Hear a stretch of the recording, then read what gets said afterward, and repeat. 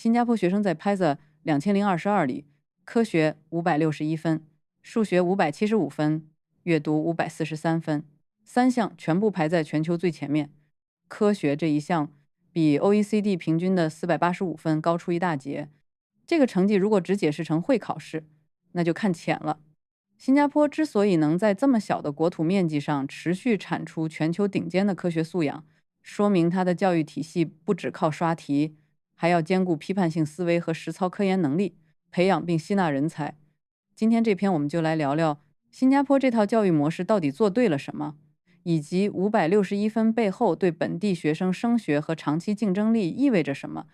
我们先看一个最容易被忽略的事实， PISA 考的不是课本里背的熟不熟，它更看重你能不能把知识放到真实情境里，用来分析、判断、解决问题。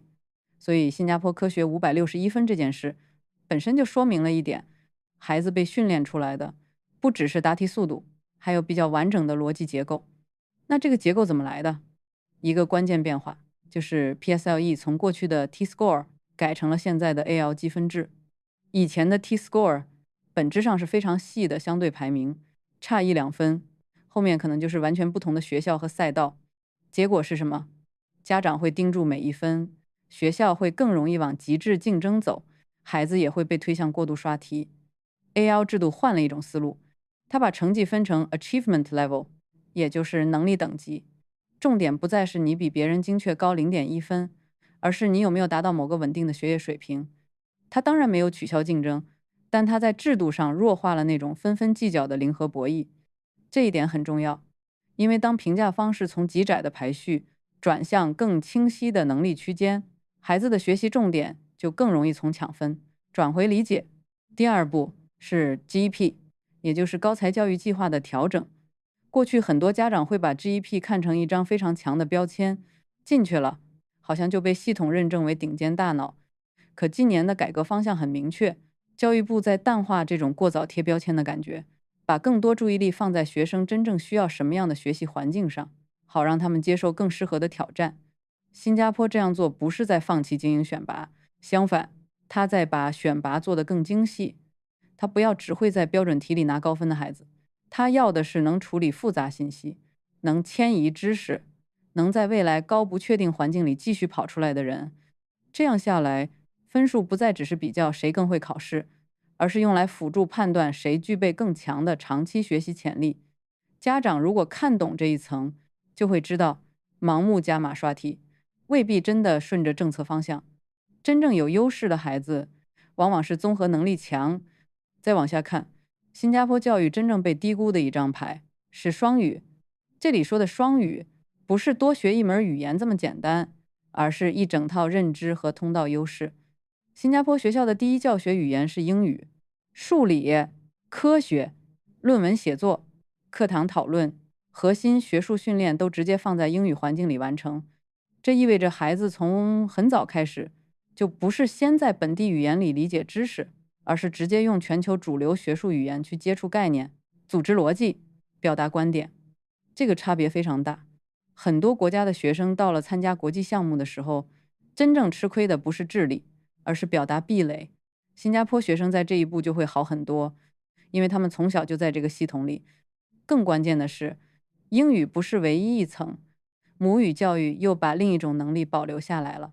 华语、马来语等不只是考试科目，它还让孩子保留对家庭文化、区域社会的连接。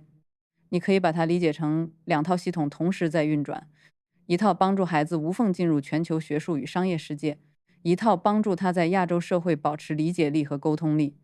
对于未来升学和就业，这个组合非常强。申请英美高校时，招生官看到的不只有成绩，还有一个在英语学术环境里表达成熟，同时又具备跨文化背景的申请者。再看本地高校，像新加坡国立大学和南洋理工大学长期保持很强的国际竞争力，也不是孤立现象。他们之所以能吸引全球学生和研究资源，前提就是整个基础教育已经把语言、逻辑和学术训练打通了。所以双语政策的价值从来不只是让孩子多拿一张成绩单，他真正做的是把本地学生从一开始就放进全球化的跑道里。别人还在翻译，新加坡孩子已经在直接表达；别人还在适应国际课堂的规则，新加坡孩子已经习惯了。这种差距到了申请季和就业市场会非常明显。但如果你以为新加坡教育的优势只停留在大学录取，那还是太浅显了。这个系统真正厉害的地方，是它把教育做成了全生命周期的人才管理。一个很典型的例子就是 Skills Future。这个计划的核心逻辑很直接：今天学到的能力不保证10年后还够用，技术在变，产业在变，岗位也在变。如果一个国家只会把资源砸在孩子身上，却不管成年人后续的技能更新，那前面培养的再好，后面也会慢慢失速。Skills Future 做的就是尽量把这种风险提前对冲。政府通过培训支持和行业协同，鼓励公民在不同人生阶段持续学习。你会看到，不只是年轻人，很多已经工作多年的人也会重新去学数据管理，甚至转换赛道。这件事对于家长特别值得思考，因为他在提醒我们，教育的终点从来不是一张 offer， 也不是一纸文凭。真正决定一个人能不能长期站稳的，是他有没有持续升级的能力。尤其现在 AI 发展这么快，很多重复性工作会被替代，很多岗位要求会被重写。未来最危险的不一定是起点低的人，而是停止学习的人。至于新加坡为什么要这样设计，答案还是那个老问题：资源有限，容错空间小。既然国家最重要的资产是人，那他就不能只在孩子18岁以前发力，而是要尽量延长每个人的职业寿命和价值创造期。对个人来说，这当然意味着持续压力，可从国家角度看，这是一种非常有效的生存方式。它不允许人才在某个阶段被轻易淘汰，也不允许社会因为技能老化而整体失速。换句话说，新加坡教育真正培养的不只是会读书的人，而是能长期适应变化的人。这个能力到了未来只会越来越值钱。所以今天这支视频，如果只留一个结论给你，那就是新加坡教育的核心从来不只是把孩子训练成会考试的人。PISA 第一只是结果，不是原因。真正的原因是这个国家非常清楚自己要什么样的人，也非常清楚教育该怎样为国家未来服务。对家长来说，看懂这件事很重要，因为你会开始分辨哪些努力是真正有价值的，哪些只是被焦虑推着走。不是所有补习都有效，也不是所有高分都代表长期竞争力。比短期分数更重要的是孩子有没有理解力、表达力、适应变化的能力，以及持续学习的内驱力。如果你也在新加坡带孩子，或者你正在认真研究这套体系，你对 PSLE 分流、双语教育或者补习文化最真实的感受是什么？欢迎你在评论区告诉我。